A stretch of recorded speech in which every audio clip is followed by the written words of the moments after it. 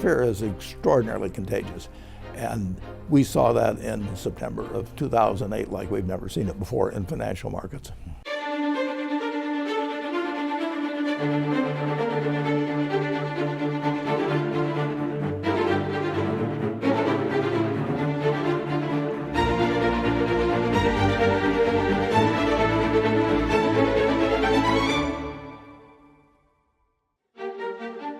On Saturday, I had a long-standing commitment to go to Edmonton, and my wife and I went up with another couple, and we checked into our hotel room about 6 o'clock or so, and amazingly, I got a call. I didn't think anybody knew I was there. I said, I'm going to this performance with another couple. Send me a fax, describe exactly what you want, and tell me how much you will pay. So I came back from the performance, and no fax, and so I called the manager of the hotel. I said, there must be a fax someplace.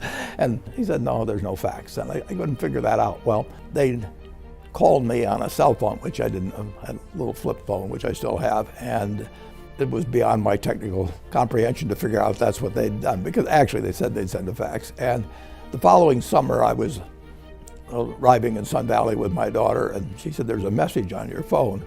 I said, I don't know how to bring it up, and so she brought it up for me.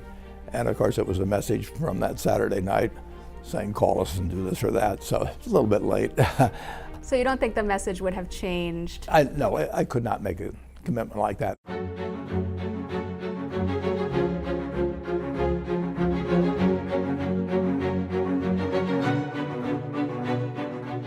This is a 10K that Lehman Brothers, and this goes back a little before the panic. Lehman was looking for money at that time, and they approached Berkshire. I came down to the office at night and made these little notes on here of things that were red flags, and you'll see a number of pages here. And you had to get to page 150 or 200, but there was clearly a lot of trouble there. By the time I got through, I decided that we were not in a position to lend money to Lehman.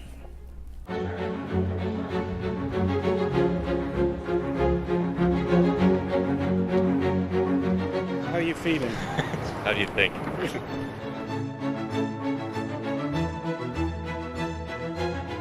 On Lehman weekend, on Friday, preceding the weekend, I got a call from AIG, and AIG was going to run out of money the following week. They'd done some very foolish things in their financial products operation. So I looked at this and finally decided that there was no way that I could come up with a cash offer that could be done in the following week, or really probably the following month. So I called him back late that night. I wanted to convey to him promptly that I just wasn't a prospect.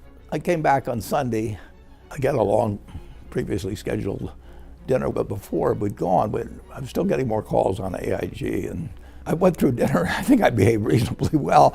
I was still wondering what was going on, obviously, with AIG in New York, but there was nothing to be done. AIG was just going to run out of money, big time, in the next day or two, and Lehman was going to go under unless something was happening that I didn't know about.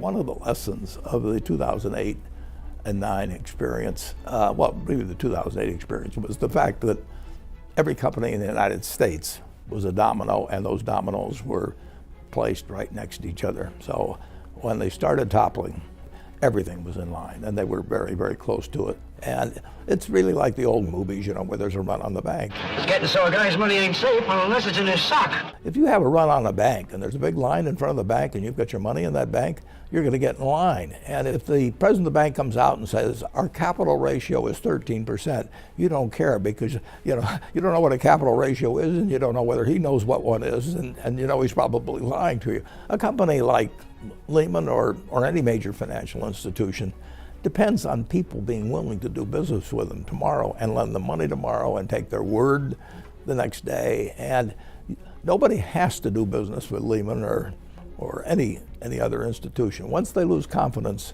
it's all over. The worst day on Wall Street since the crash of 1987. The Dow traders are standing there watching in amazement, and I don't blame them. We're now down 43%. Almost everything there completely wiped out. And the NASDAQ, everything and more has been completely wiped out. Let's talk about the speed with which we are watching this market deteriorate. Can I get you to speak a little to Aaron? Yeah, 1 billion, 2 billion, 3 billion. You can imagine the American economy is an economic train moving down a track that has no ending. And it picks up cargo and passengers as we go along. There's 330 million of us now, and there were only 4 million in 1790. And our farms are incredibly more productive, and we have 75 million houses, and we had a few huts then, and we have great universities and all of these things. So we're just constantly moving more and more cargo and passengers along. And occasionally that train is going to get derailed. In 2008, you had something close to a bubble in home real estate. 50 million people had mortgages roughly at that time out of 75 million homeowners.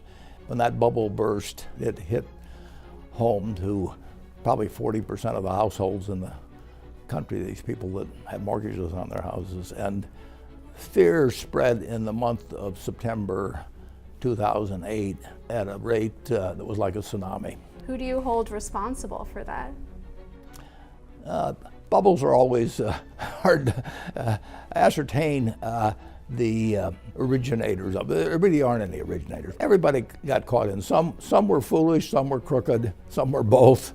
But you had a mass illusion that it could go on forever. You had Wall Street firms participating, you had mortgage originators participating, but you had the public participating. And it was, you know, it was a lot of fun. I mean, it was like going to Cinderella, going to the party. I mean, it was all going to turn to mice and pumpkins at midnight, but nobody wanted to leave until 1 minute to midnight, and the rush for the door was couldn't be handled. What for you were the lessons you learned from 2008? I didn't really learn any new lessons in 2008 or 9. I had emphasized to me some of the things that I'd always believed, that you do need somebody who can say, well, do whatever it takes. The U.S. government had to do the right things, not perfect things, but generally the right things, starting in September, and they did a fantastic job, actually, of getting the train back on the tracks. There was still damage for a long period thereafter, but it was really important to have fast action at that time. And we were very fortunate we had the leaders. We did.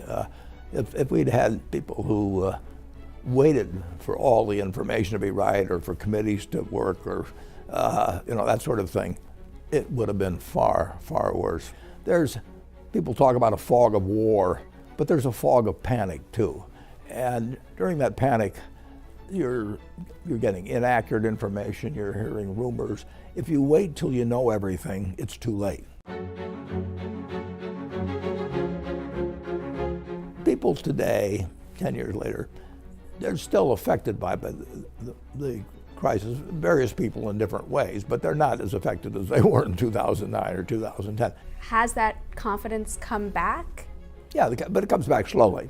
I can understand why people that lost their houses or lost their jobs or whatever may have happened to them feel that there must be somebody out there that was profiting from this, that did it doing some things that should send them to jail. The people that ran most of the institutions, the big institutions, that got in trouble. I mean, I probably shouldn't name names, but they went away rich.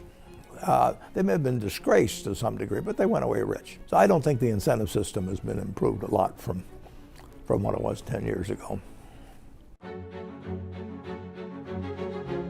If I knew what the next crisis would look like, I could probably, might be a little bit helpful in stopping it. But there will be other crises. There's no way of knowing when you're in a situation like we were in the fall of 2008 or 9, when or precisely how it will end. You know the United States will come back. The factories don't disappear, the farmland doesn't disappear, the skills of the people don't disappear. But you had a system which was going to put them all in an idle position, or could do it, and there's no way of knowing how far it was going to go. What's left from the crisis is pretty much our memories. I mean, the tracks are still there, the train's still there, but we had a big interruption in 2008 and 9, and now the train has been running pretty darn well, and we've shown that America can't be stopped.